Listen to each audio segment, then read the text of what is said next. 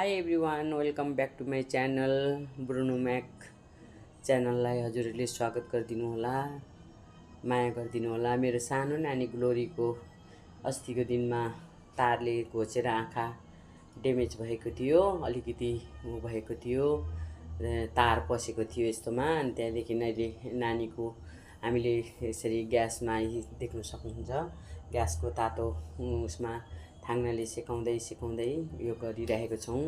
के अरे आँखालाई हामीले ड्रेसिङ गरिरहेको छौँ।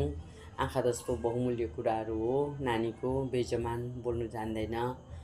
तपाईहरूले देख्नु सक्नुहुन्छ हाम्रो नानीहरूलाई हामी कसरी माया गर्नुपर्छ। उनीहरू बोल्नु जान्दैन, उनीहरूको माया ममता उनीहरूलाई केही चाहिँदैन, न धन दौलत पैसा रुपियाँ केही चाहिँदैन।